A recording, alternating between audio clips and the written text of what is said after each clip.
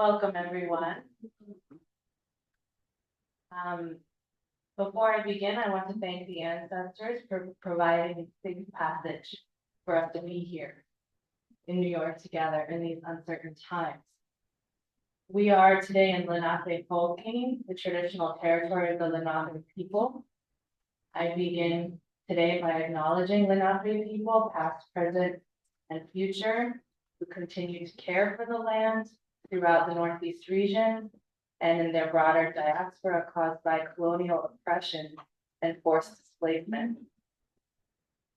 Today, we will speak about Indigenous resilience. This event centers the topic of land fragmentation and the challenges it can present to implementing the UN Declaration on the Rights of Indigenous People. We will also discuss solutions, best practices for implementation that can support Indigenous futures. My name is Blair. I'm a descendant of Indigenous Sámi who migrated to the U.S. to Alaska. In my professional capacity, I am the Associate Director of the Center for Biodiversity and Conservation at the American Museum of Natural History. I'm moderating this event, which is sponsored and organized by the International Center for Reindeer Husbandry and the UNEP GEF project on Reindeer Herding and Resilience. Our event features honored and invited speakers who you see here today, presenting case studies focused on Indigenous reindeer herders and pastoralists, including the Sámi and the Duke. Each invited speaker will have a presentation of a few minutes, and I will introduce each speaker before they share. Then we will have a short panel conversation among the speakers who are present here. And then we will close with some summary thoughts and a discussion of questions. I now invite initial framing comments for the events from my colleague Anders Oskal, Secretary General of the Association of World Reindeer Herders and Executive Director of the International Center for Reindeer Husbandry. Anders, you have. Listo. Vorbevi munen Oskal unianting Marianta. Good day, everyone. So, on a day such as this, and reflecting on the territory where we are at the moment, let me just say initially that in my case, I come from a family of reindeer herders that can trace back 16 generations. The oldest identifiable ancestor of ours was born in 1490 in Guatagayno, where I live. 1490, that's 2 years before Columbus allegedly discovered this continent. So I will say a few words about reindeer herding globally. There are today 24 different indigenous peoples that base our lives on following the reindeer. We are spread across 10 national states and 3 continents. And as indigenous peoples, we can consider ourselves lucky in that we have been able to keep our traditional ways. We have kept the reindeer, and we know that there are many other indigenous peoples who have not been as lucky. And as we follow the reindeer like our ancestors ever did, we follow a multitude of livelihoods, and we, seeing as how we are keeping this way of life, it is, in our view, appropriate to talk about reindeer herding as something more than livelihood, something more even than a way of life. We think of it as a civilization, an original civilization of the Arctic region, a nomadic civilization. And let me say that we will use some terms interchangeably, but we know that some terms have been used also against indigenous peoples. One of them is nomads. When we speak about nomadism, we do not speak about roaming as such, but the nomadic pastoralism. Land degradation is also a term that has been used against pastoralist peoples, indigenous peoples. But for us, land degradation is also very much connected to land fragmentation, the topic of today. And now we find ourselves in a time of change, climate change, land use change, biodiversity change, globalization, and all of these super tankers of our time come on top of every other challenge that our small nomadic indigenous communities and peoples are facing. And when we look at the situation in terms of land encroachment, the rate by which it is happening is unprecedented, and it is a legitimate and very serious concern for some of our reindeer herding peoples, also in the near future. If we take a look back to the Barents region, in a period of 50 years up to 2001, when UNEP did a study on this, 25% of the reindeer pasture lands in the Barents region was lost. And another 30% was so heavily encroached that it is not in practice usable for reindeer herding any longer. And since then, we don't have many studies for the entire Arctic, very, very few actually. If we look at the situation in my own country, in Norway, there's a study from Statistics Norway in 2019 that concludes that now 89% of all reindeer pastures in Norway are less than 5 kilometers from encroachment, human encroachment, roads, cabins, and so on and so forth. So we are not just talking about losing pastures, but we may be talking about losing seasonal pastures, especially the coastal range in Fennoscandia is very heavily affected. And should we lose seasonal pastures, it also means that we lose the nomadic system at large. And we've heard, of course, about the challenges of climate change and how indigenous peoples can be hit twice, first by climate change directly and indirectly, but then by mitigation such as windmills, hydroelectrical power dams, etc. But we may also be hit a third time, which is that we have to put our reindeer somewhere. And when the pastures are fragmented and encroached like they are, at some point, governments could say that this is no longer usable for reindeer herding. So now we will take it into use for other purposes. Land encroachment means very complex interconnections. And I could speak about predators, but let's leave that. Windmills is a very hot topic in Fennoscandia. But you see, when you build windmills, you remove the soil. Also, when you build the roads and all. And this opens peatlands. If you have not heard of this, look it up. Peatlands are the most efficient carbon storage there is. And by disrupting these peatlands, the climate gas emissions are of such a scale that it will have a global impact. And in the news today, speaking of windmills, one of the largest windmill parks in northern Norway, Arctic Norway, Fakken, in Tromsø, has now been closed. Why? Because it's not economically feasible to have the windmills spin. And that, I think, with that background, we do have to ask ourselves some questions as to what is really going on. There is a connection between peatlands and climate emissions, but there is also a connection between peatlands and the grazing of our reindeer. So that is some of the words I would offer as an initial introduction. Thank you. Thank you.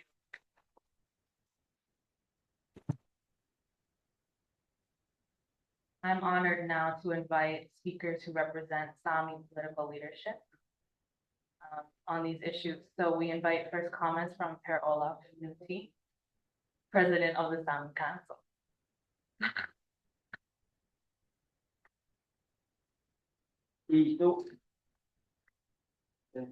Sámi name is Sámi. Per-Olof Nutti. Yeah, I'm a reindeer herder of Sweden. Rosto. Yeah. It's a Sámi language. Swedish language is Kamaso.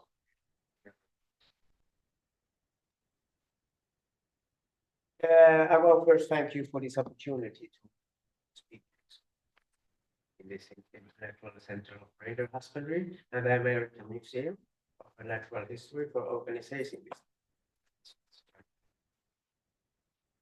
As a reindeer herder myself, as I mentioned at the beginning, I see up close how the land fragmentation and encroachments restricts our ability to practice on traditional livelihood. Grazing lands are taken, calving grounds is disrupted, and migration routes are blocked. Vital connections for the survival of our herds are cut. It affects our communities deeply. Also, Sámi youth are losing hope. Sorry, but it's true. They are forced out of reindeer herding and pushed away from our culture, language, and also identity. Encroachment spreads across our lands like a slow-moving cancer, weakening us by.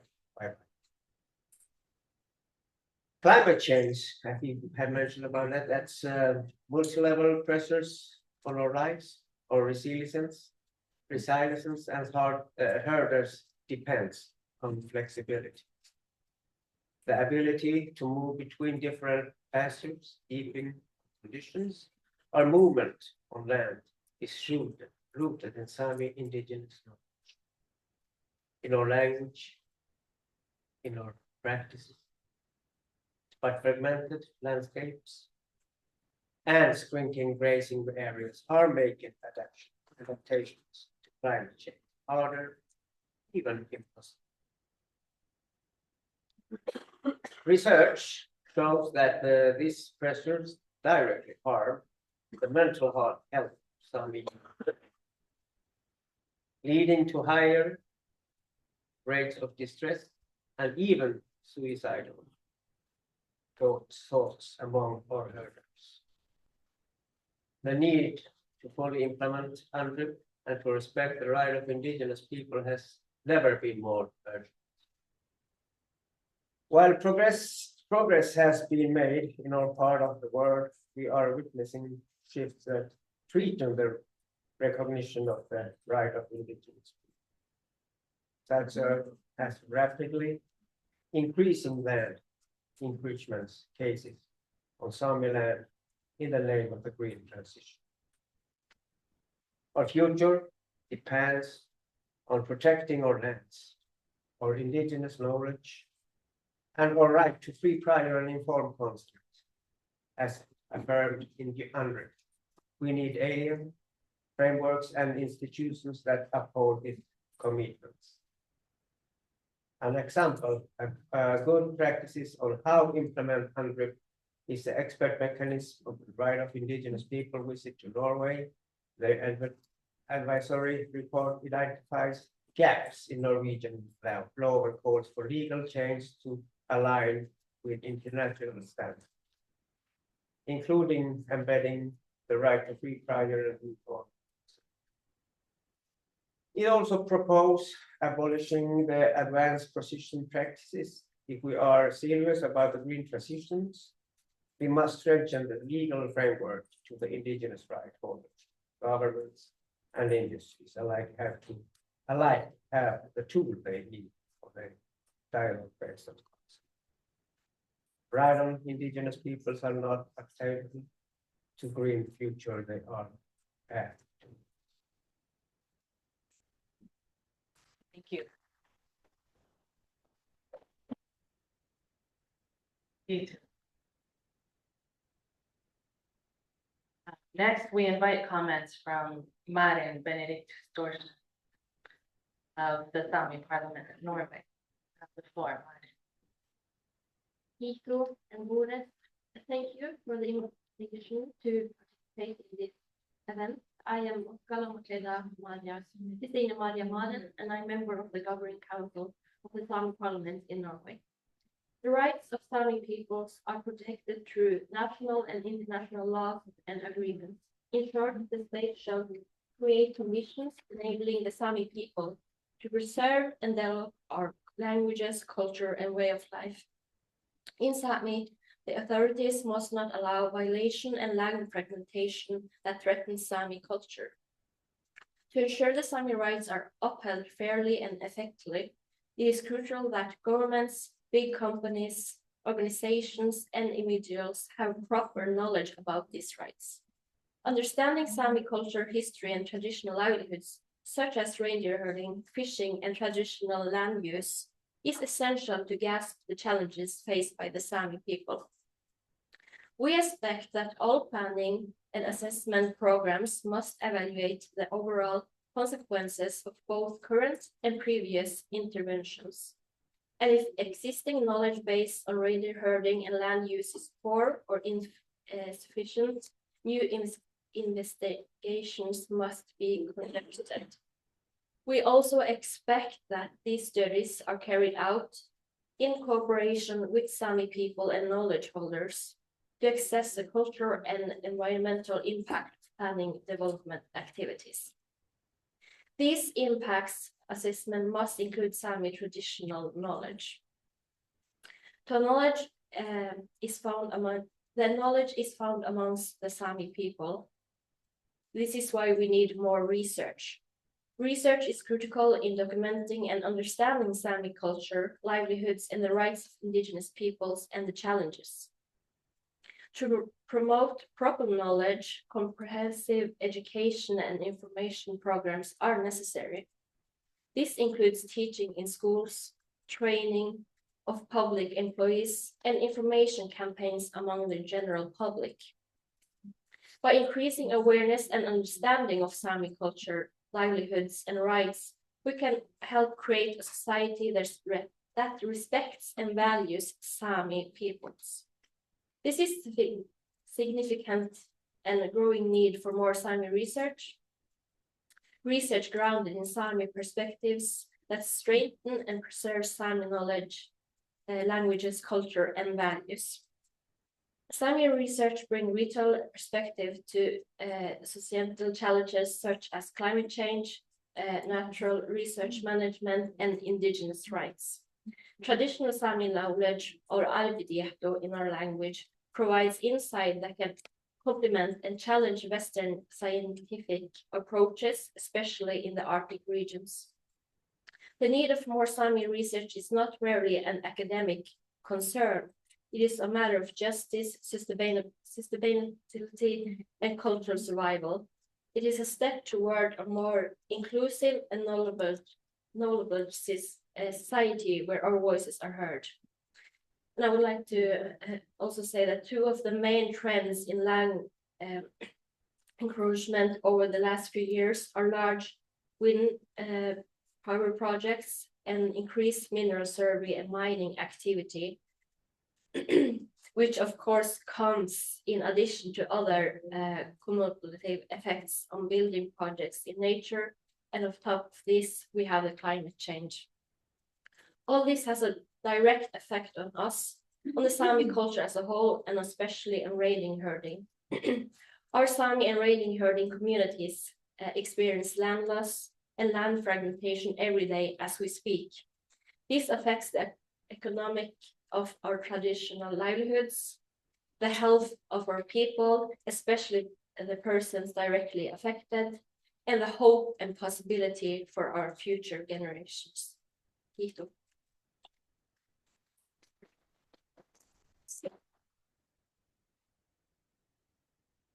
Thank you, Maren. We now are honored to invite comments from Tuomas Aslett, President of the Sámi Parliament of Finland. Thank you very much, and thank you for the invitation for the event. I've been asked to to give a view in 3 minutes on the tipping points, laws of grazing land of a Sámi reindeer herding in Finland. Now everybody can understand that it is a bit of a challenging to do. So I will try to give a point of view based on also the statements already given that hopefully has built some understanding in you about reindeer herding generally and the situations that are really similar in 3 of the different countries. Now, there are specific rights on the Finnish side of Sámi land that are, of course, the core when you start to talk and think about land grabbing and land management issues. There are constitutional rights for the Sámi, so Sámi rights have been recognized in the Finnish constitution that bases some of the basic solid rights for Sámis regarding to cultural livelihoods and linguistical issues. Then there is another kind of path to this rights-based approaches that Finland for long has been trying to push specific legislation to respect the indigenous rights, mainly the degradation rights of the indigenous peoples, but maybe the end result has not always been the best or the good one. So it has to be understood that there is a specific right frame where we are and where we as a Sámi parliament work upon and try to push our rights even more further. Now, land management is in Finnish side decided by a lot of the state. Now, even though Sámi parliament, you could imagine that the Sámi parliament is a self-governing body that has a specific rights or power. That's not the case in the land management issues. We do provide our views expressed as a joint voice of the Sámi people, but we don't have any governing tasks regarding land. Now, basic challenges what we have on a grazing land laws is that the major society, the Finnish society, even in our areas, decides what kind of issues are addressed and developed. We see a lot of pressure from tourism, where the Finnish society looks at as a more profitable economical livelihood than reindeer herding. And that puts our livelihoods in pressure. In each of the areas where families have reindeer herding and they herd reindeers, we do see that there are more and more individual projects grabbing land away from the reindeer herding societies and grazing conditions based on those needs of economical development of Finland. We do also have some small-scale gold mining that is quite a challenge in specific areas of the Sámi area, but we don't currently have any bigger mineral mines or windmill park or green transition projects. Whether that is the reason of the Finnish constitution that can be quite strong, and companies have not maybe tried to challenge that yet, but we do see that especially in the mineral extraction part, there are a lot of companies outside of Finland, a lot of them from Canada and Australia, looking and seeking mineral possibilities. Now, that is kind of frame where we are. The biggest challenge in land grabbing on the Finnish side, I would say, is that the land management plans do not build the requirement on impact assessments. And if those impact assessments are done, that are done in a more of a regional level, not specifically on a one specific area where a project is planned to do, they don't touch about the Sámi livelihoods and so forth. So any kind of impact assessments that are done don't deal with the Sámi reindeer herding grazing conditions as a bigger impact, but only on a general level. And then the other bigger challenge on the land grabbing issues is that when those that the impact assessment kind of culture on the Finnish side is basing solely on the impacts to the nature, the water impacts, other kind of natural impacts that of course is part of the grazing condition challenges that we have also on the Finnish side, but But I think that is one of those main challenges that we do have on the Finnish side on grazing conditions and landcrafting, that the impact assessment processes don't identify and don't build a criteria for officials to really see and understand what kind of impacts every individual project have for the reindeer herding community. Thank you.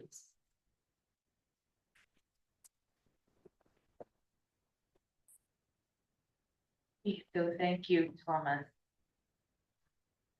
We now invite comments from Marina Tonkopiva, representing the International Center for Reindeer Husbandry and the UNEP GEF project, Reindeer Herding and Resilience.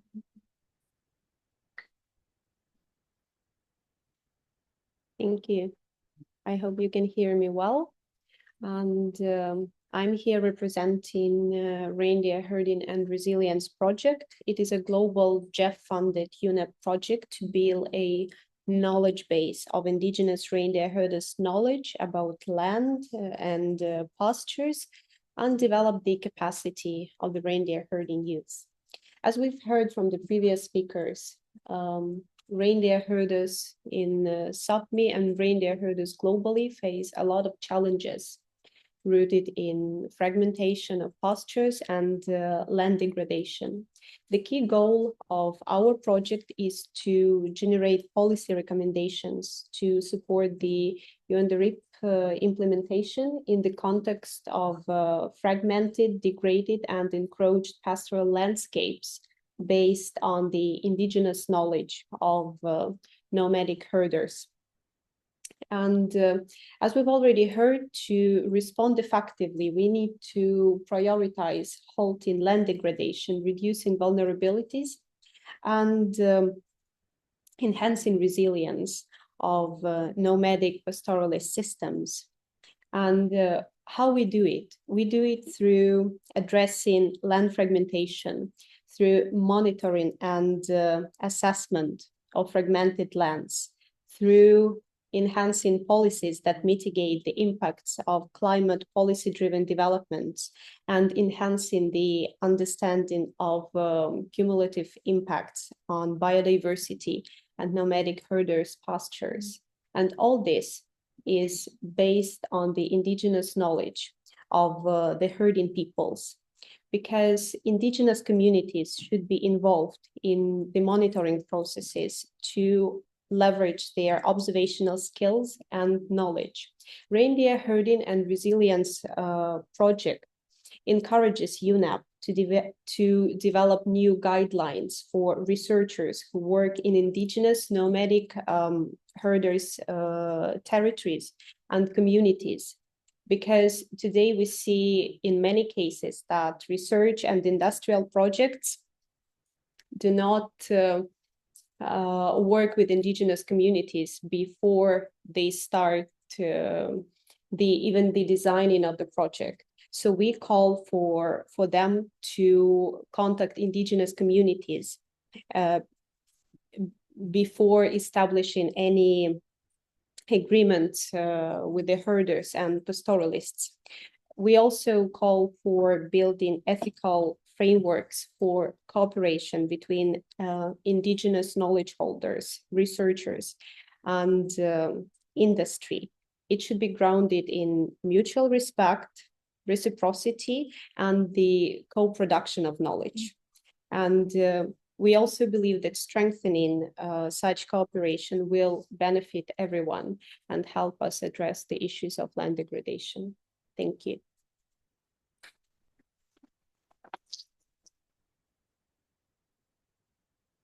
Thank you, Marina.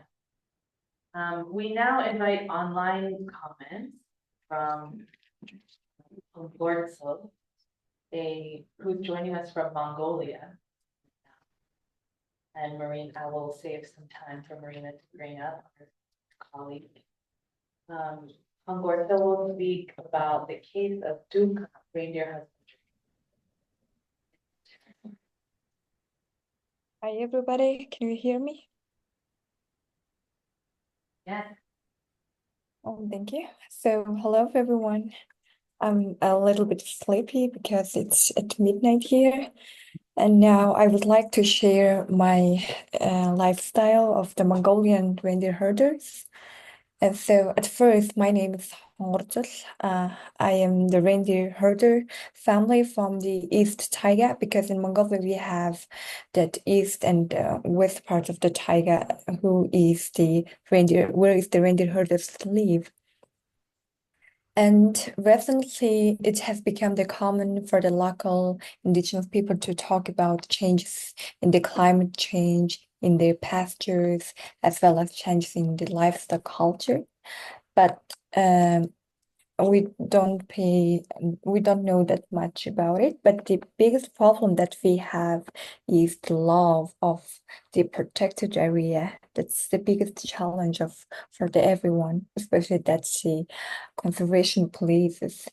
So because the legal duty to protect the nature, wildlife, and plants from indigenous people, because we just think about, because they don't accept, it's not allowed to move somewhere, or just we can't put our reindeer somewhere, it's our wish, because we need to get permit, and then it's very hard to get permit. Mostly they don't give a permit as our wish. And I think they considering us a poacher who don't love nature. They don't listen to our voices, local indigenous people voices and suggestion. And then because of that law, we are living in the same place, certain areas, for the last 10 years because of that law. And also this is turning has led to loss of some of the traditions. For example, we have already lost that hunting system, because that was the very big part of our lifestyle. But now we are afraid of the law and costume, so no one hunts. For like this, we are losing some part of our culture, like part by part. And then now our moving or the reindeer herding system is also, I think we are losing small by small like this. So thank you.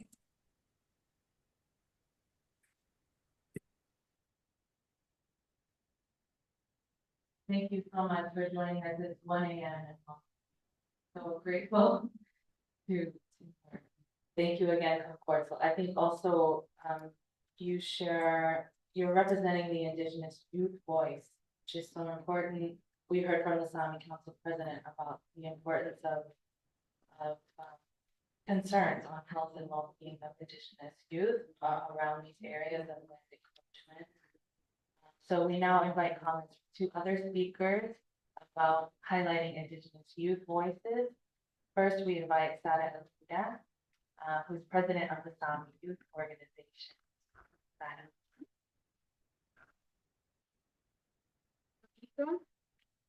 Mun namn är Sara Elvira Hukmanen. Jag målar Jokkmokksiden.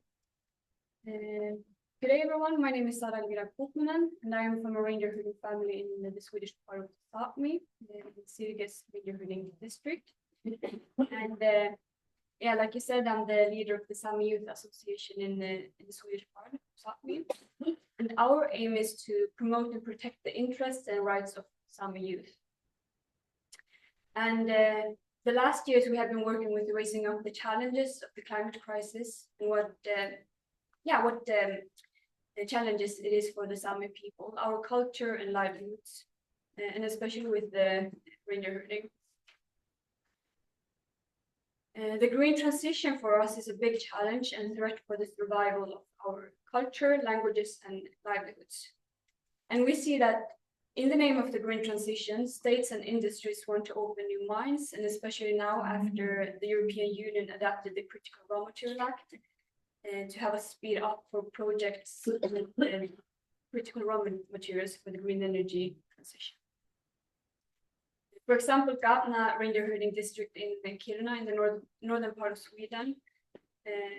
They want to open a new mine and with this speed up the Critical Raw Material Act. And they have so many exploitations happening on their area that if this mine would happen, it would be the end of the reindeer herding district, because they don't have any more areas, and it would be a collapse for the reindeer herders in Kiruna. And this is a very serious situation. And with that, what faith do that for the future is that giving for Sámi youth when they see how the states they're prepared to sacrifice the only recognized indigenous peoples in the European Union for economical interest? It shows that they only see the economical interest and that the future of the Sámi youth is not worth anything. So for us, it's not a green transition when we have to give up our rights and our future. It is a dark transition for the indigenous peoples. But at the same time, in these times, we need to have hope and a faith for a better future, because indigenous youth all over the world are resilient and know that we have to fight for our future to give what we have been, what our ancestors have been giving to us. We need to, fight to give it to our future children.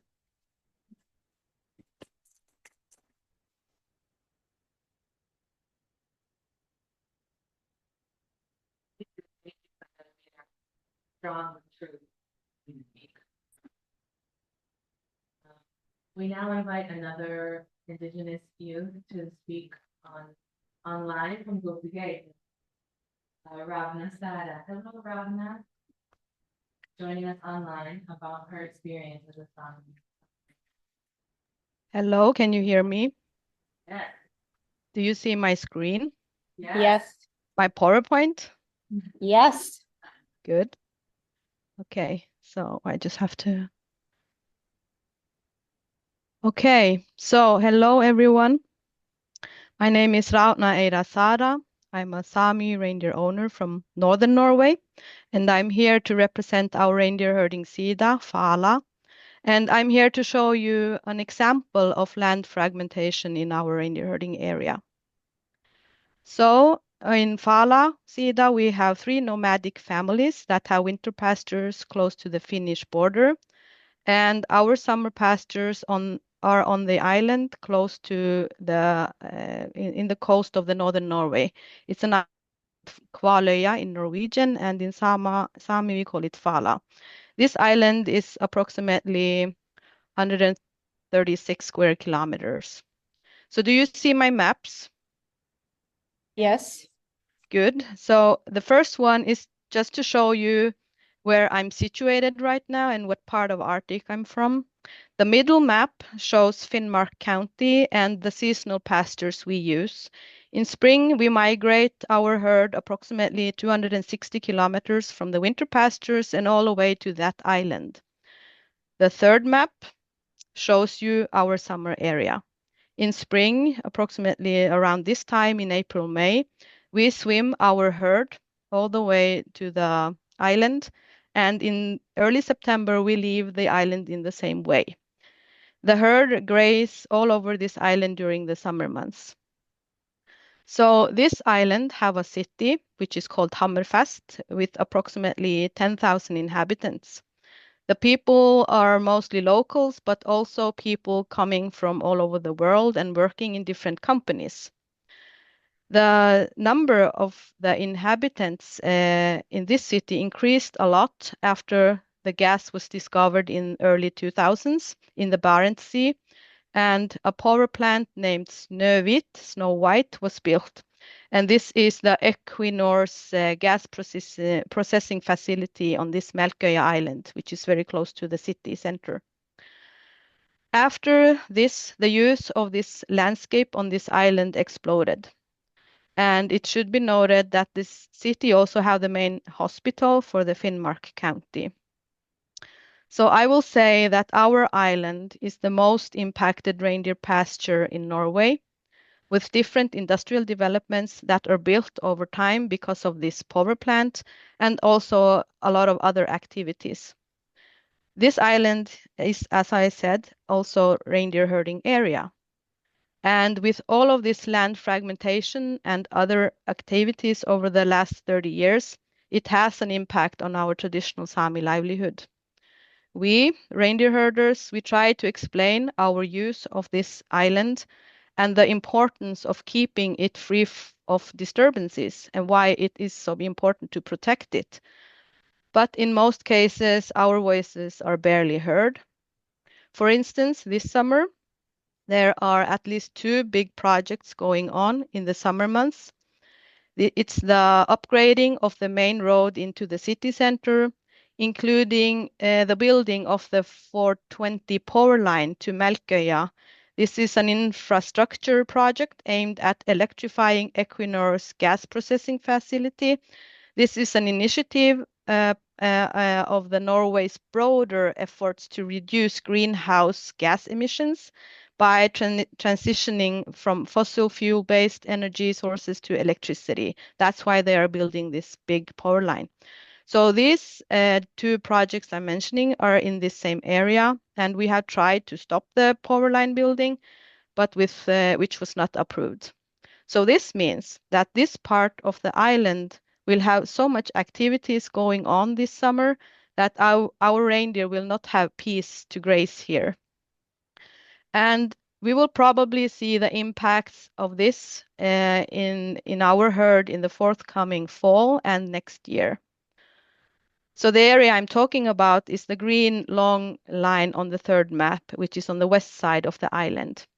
So this shaded area on this map is also the predicted development on the island by 2030.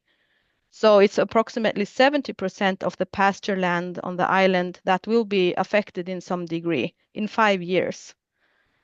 So these land fragmentations in our areas equals loss of economy, equals loss of traditional knowledge, equals loss of the most important pasture land for different types of reindeer, which again will impact our food system. It will impact our health. So such bit-by-bit extraction of reindeer herding land annually decreases the daily economy and well-being of Sámi reindeer herders. And this is something that needs to be taken seriously. Enough is enough. Thank you for your attention.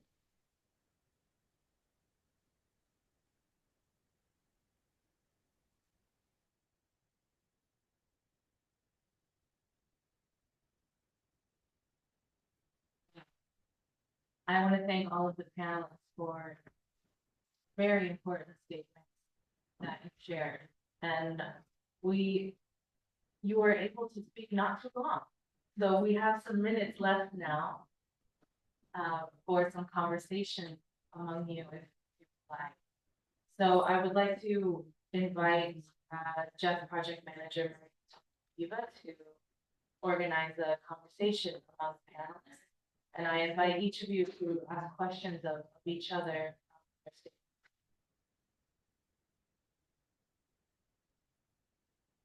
Thank you, Mary. And since we also have participants on Zoom, I would like to give the floor to Miriam Emir Fuller. Miriam, are you with us? Yes, thank If you. you have your camera on so we could see you. Oh my goodness. I was not expecting this. Oh. Yes. Hello, everybody. And thank you so much to the Reindeer Husbandry Center, Anders. Your initial speech was absolutely motivating. Thank you so much for that. And the subsequent speeches, I am just, on the one hand, amazed, excited at how much knowledge and courage you all are showing. And at the same time, I am so distressed and angry at what is happening to the lives of pastoralists around the world. And it is something, as the last speaker just said, enough is enough. We have to understand that converting pasture land, grazing lands, rangelands, these are not wastelands. These are not lands that have no use, that can now be just taken up for development. These are lands that have been used for centuries, for as Anders even said, for decades, for centuries, for millennia, by pastoralists who have developed such a intense symbiotic relationship with the land. Now we, who think we are scientists, are understanding what this is all about. We have seen it in theory. Yes, biodiversity needs to be conserved and climate change is an issue and so on and so forth, but we don't really feel it viscerally on the ground. Your efforts, your actions, and coming to New York and saying these words is absolutely crucial. And I really thank you from the bottom of my heart. I would like you all to continue to say all these, and especially as we get to the year of 2026, which is the year dedicated for raising awareness about pastoralists and rangelands by the United Nations. So I'm looking forward to having the UN Permanent Forum for Indigenous Issues to also get very much involved next year in 2026. Thank you. I'm sorry I didn't have a question prepared, but I really wanted to thank everybody from the bottom of my heart. Thank you.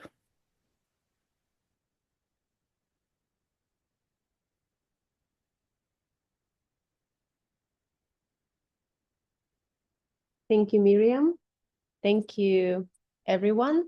And since we already mentioned the challenges and all the problems that we are facing now, let's turn to a more positive thing. Let's turn to solutions, because all the challenges we have now, we need to mobilize all our forces. And I would like to give the floor to each of the panelists to come up with the solution connected to the challenges that we've heard today. And I would like to start with Anders. Yeah. Well, thank you. Thank you to our fellow speakers. Well, as Tuomas Asla touched upon the impact assessments, that's challenging. And it was also mentioned the indigenous knowledge. And we need another type of transdisciplinarity in addressing the real impacts of encroachment of reindeer herding lands. But I will go even a bit further and say that the way the system is constructed, certainly in Fennoscandia, it is an institutionalization of conflict of interest, because the industry are the ones that shape the mandates. They are the one who pay for the impact assessments, as they should, as the newcomers on our land. But they also are very often those who make decisions on who is going to do this, who are doing these impact assessments. And, you know, in the Scandinavian countries, at least, you have laws, for instance, for auditors of independence. They have to be independent. But we have seen many examples of companies that do impact assessments that take as much as 80% of their income from one developer. And that would not be allowed if you were an auditor by law. So I think there is something there. Also, I would say that land encroachment is by and large irreversible. And whereas national states often are quite eager to talk about the precautionary principles, we cannot see that they are equally engaged in the precautionary principles when it comes to the management of our lands.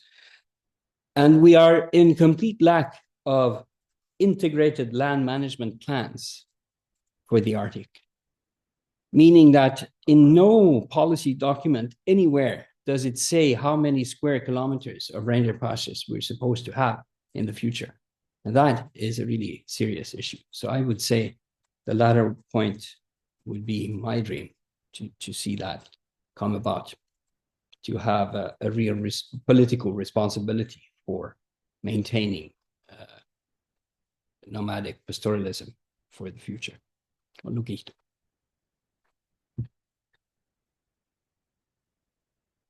Thank you, Anders. Per-Olof. Thank you.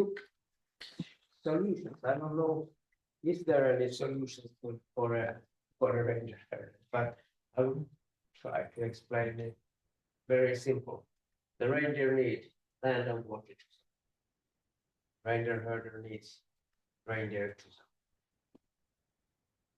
It's very easy, but you know, the Sámis are in 4 countries. They have no laws. Each country. Example, I'm on the Swedish side of Sámi. We have also consultations, we have conventions that the states have to follow. But do they do that? They all not to support the reindeer herd, the indigenous people. We cannot forget that the Sámis are the only where the indigenous people live. So many of this country speaks on behalf of them to protect the Sámis, but that's the fine words. And there's a big difference between the Sámi villages and districts in our lands, in Nordic lands. And there are also many local solutions for each country and each village, each district. So they have only reindeer herding plans, they have what to follow and to try to survive. And the most important is to get this from generation to generation, this knowledge. It's very important to mention that the knowledge is so different also against the east westward, how to treat the land and the water, how to treat the reindeers, and also with people, how to respect. Because I see in my work as a reindeer herder, there is no respect for the reindeer. For example, we have in this time when I'm in New York, it's springtime, the reindeer is calling, and the mountain has been a playground for snow. No respect for the reindeer herding. It's just an example. So, and then we have, not to forget the predators.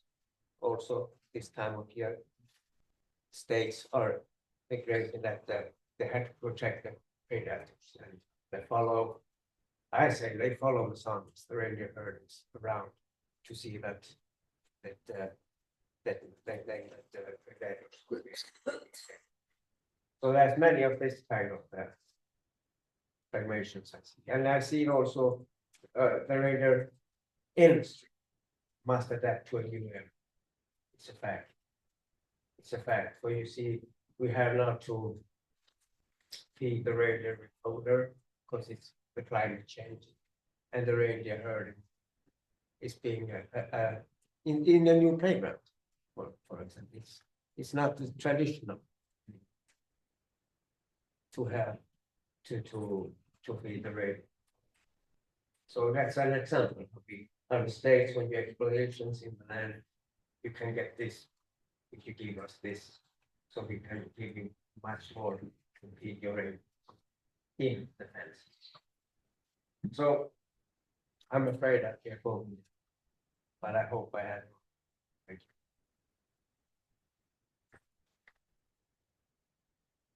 Thank you. Maren, would you like to comment your solution in terms of youth training and education? Yes, so I was invited to say something about the future need of research and education in the context of fragmentation, land fragmentation, and indigenous resilience, as I did in my opening remarks. And I would say that knowledge is the key or solution, if you like, to better processes and decision making. It is also the key to find good solutions for the climate change and the changing world, and the issues reindeer herders and traditional livelihoods are facing. We have to remember that we have stayed in these harsh areas throughout big changes before, because we were given the space and peace to adjust and carry this knowledge to new generations. Sámi research also has a key role in contributing in reconciliation and justice. Historically, the Sámi people has faced assimilation policies, discrimination, and the loss of land and rights. And more Sámi researchers must be given the opportunity to conduct research on their own terms, and some institutions must be strengthened because the research must not be just about the Sámi, but by and for the Sámi. And we have some important institutions, for example, Sámi Alaskola, the Sámi University of Applied Science. It's an important education institution and the only Sámi university by and for the Sámi, and has been building up Sámi researchers and education for over 30 years. They also have a unique network of indigenous researchers worldwide, and where they can share best practices and cooperate. And I will also say that traditional Sámi knowledge has to be included in research and the reports and impact assessments that lead to important decision making. And I would also uplift some experience from Norway and the Sámi parliament in Norway, because we have a set of regulations to secure our participation in decision-making processes and constitution. And this is a step in the right direction. However, the amount of encroachment processes to participate in are huge. And this is a profound imbalance of power between big companies and the state in one hand, and the right holders or the Sámi parliament on the other hand. And this puts severe stain on the capacity of both the Sámi parliaments and the reindeer holders or right holders. And our reindeer herders are often short in personal resources, time, and funding to keep up with all these constitutions. And we also experience that our voices are not being taken into account in decision-making processes. A clear example is the Fosen case, where both the right holders and the Sámi parliament opposed the wind power project, as it would have severe negative consequences of the reindeer herder in the area. But our concerns were not taken into account, and the project went ahead. And the Norwegian Supreme Court ruled that the project violated the human rights of Sámi reindeer herders in Fosen, but only after the wind farm was fully constructed. So in Norway, human rights are generally incorporated in Norwegian law. However, the UNDRIP, which largely reflects the understanding of these human rights in the indigenous context, has not been given any status in law in Norway, nor has Norway made a national action plan for this implementation of the declaration. In incorporating the UNDRIP in Norwegian law would provide us even more precise tools to participate in decision-making process in order to obtain our free, prior, and informed consent. So that were two possible solutions. Thank you. Wonderful. Thomas? Yes, thank you. To me, it's not a question of what kind of solutions do we have. It's more a question, how do we reach those solutions?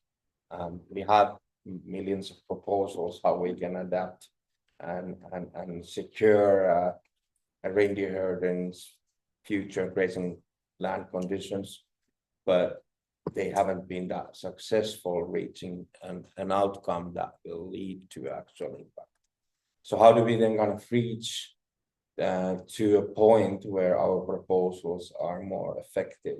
So it is a question about how do we function, how do we reach understanding on those that makes decisions. The reality is that in the Nordic context, the Nordic people decides on our future. And that is the hardcore situation. We have, of course, these structures, especially the Sámi parliaments, that allow us to develop our collective voices and collective views. It's a strong tool, but how do we then utilize that tool to communicate our needs better? And in a situation like Per-Olof said, that this is not only a question about securing grazing lands that what we have left, it's a question also at the same time adapting to the climate change that is changing out there. So it is not a question of only to see how you can secure grazing lands on each of the time of the year, you know, following the pattern of the reindeer, how it travels. But it is a question how those each of the grazing land conditions will change because of the climate change. We do see that especially here on the Finnish side, where we don't have any support from the government. We have to try to feed our reindeers with without any kind of support from the government in conditions where currently all of grazing lands of my village, for example, are under the ice. There isn't a little spot even that will not be under the ice. So we are feeding our reindeers with subsidiary food. I've been doing that for 4 months, and will most likely 2 months still. And the economical cost is huge. So how do we do that and try to keep up the livelihood feasible for us as a livelihood? So it's a question. It needs a lot of knowledge. I mean, Maren raised the university idea. I think that's a big dream of the Sámi society. People, it's been a dream for 40, 50 years. And there are good steps taken in the Sámi University College. But still, is it enough? Does it produce enough knowledge for our different situations in the different countries? Unfortunately, it might not. And there are reasons for that, not enough resources. So the resource question is a truly a big question. How do we communicate our need and this emergency? And then how do we kind of distribute the possible resources? How do we have a joint plan?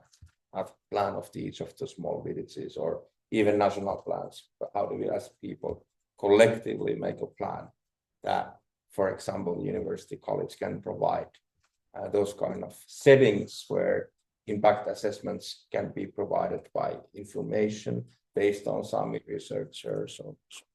So this is a bigger question. How do we as people organize ourselves also? Thank you. Thank you. And since we started talking about education, I would like to give the floor to our online participant, Ravna Biret Maria Sara. Ravna?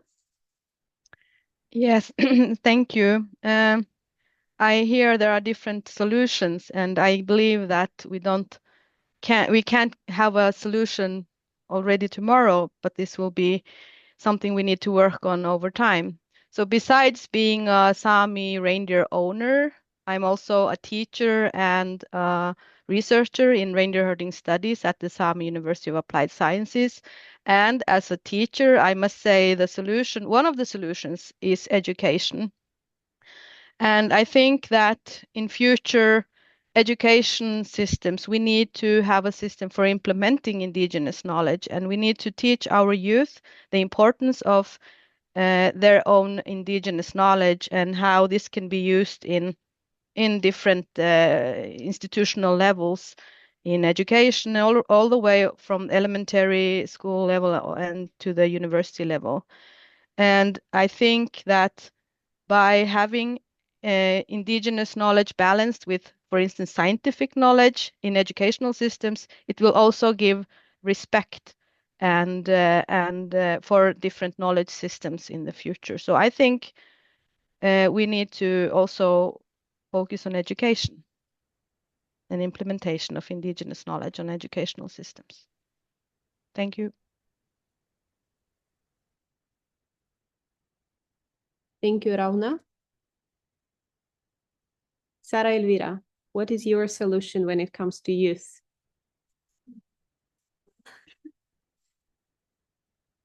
I think one of the things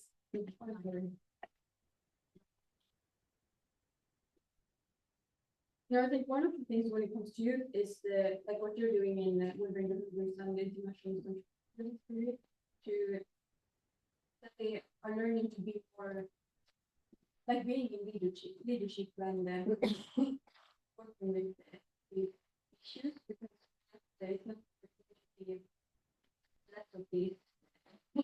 Then I was also thinking about like national perspective. Sweden has to start using ethics with prior and informed consent, and so that we have a more self-determination when it comes to our land areas with all of these like green projects. But I have I mean, Sweden has adopted a lot of these international declarations like UNDRIP and all the other things, and it has also in their constitution that they are like legally binding to protect the Sámi people and our culture. But it's not possible when they are still exploiting our land areas because the land is like we're so close connected to the land areas and they are our culture. So I don't know really what we have to do so Sweden starts to like actually do the right thing. And that's yeah, a really tricky question actually. But for youth, more like education so they can be more active in leadership positions and like lead in our lead our voices shortly.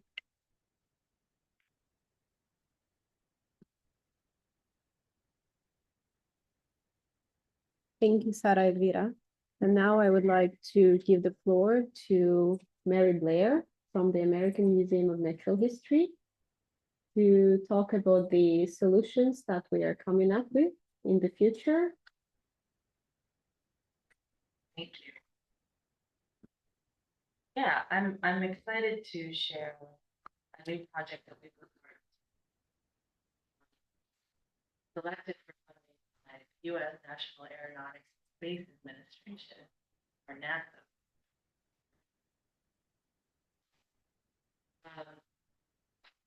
In this cooperation with the International Center for Reindeer Husbandry, we hope to combine and lead with Indigenous knowledge, combined with scientific resources and satellite information and other resources to support capacity and resilience of reindeer to implement climate and pasture land monitoring solutions. I want to emphasize what Maren said before about space and peace with that. That really resonated with me, and other things that folks have shared today. Indigenous knowledge holds the key and enabled adaptation and resilience to harsh conditions for millennia.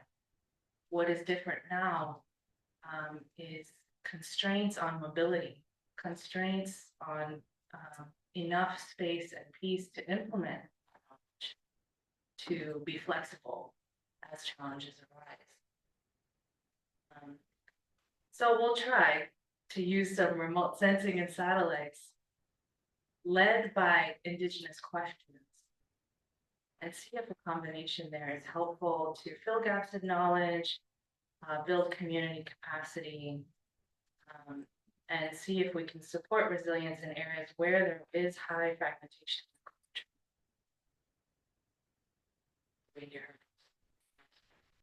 If anyone is interested in a collaboration and learning more, we're very open to talking about that. It also includes a youth training and leadership component in collaboration with Ravna, before, at Sámi University College. Thank you for the opportunity to share this. Thank you, Mary. And I would like to thank everyone for attending our session in person and online. And to wrap up, I would like to give the floor to Anders. Would you like to say a few words? Well, I'm not sure I'm able to wrap up, but perhaps I have some words to share. So, of course, this is a friendly room, to put it like that. But I want to round off with some thoughts on narratives that we often meet, discourses we meet as Indigenous peoples. And it's like, well, you continue to live in the Stone Age and we will give you rights. Of course, this is not the question. Rights we have, so it's a question of to what extent those rights are actually respected. And one could say that it's a little bit depressive that we have to remind industrial actors, authorities, to get used to the idea that we have rights. And this goes back to something that Maren said from the Sámi Parliament in Norway, that we want society that respect and value the Sámi. That brought my thoughts back a few years, because we were in Eastern Siberia with some of our reindeer herding peoples there. And the reindeer herders there, they had created what they called the Reindeer Herders Tolerance Day. And at first we thought, tolerant, what's that? But when you think about it, it's not that far off, because we have a problem in that majority society does not always, I'd say, tolerate. Certainly they do not understand, but sometimes they do not tolerate us, because it's a difference in discussing Indigenous people's rights when they are free. There are no costs associated. Then it's very easy to discuss. Then we all agree. But the second those rights mean costs, and especially so costs for the national states, that's when things are getting more challenging. So if anything, I would also like to thank everyone who came and all the panelists. Let's continue these discussions. And I would just in the very end bring our focus back to what Mariam said. What Mariam does is maybe not known to you, but she's been leading the work with the international support group for the new UN year of rangelands and pastoralism next year in 2026. And this is the first time ever that there is a year for pastoralists. And I invite everyone who would like to join us in our efforts to make the most of that next year. So by that, I say thank you to all. Ologi.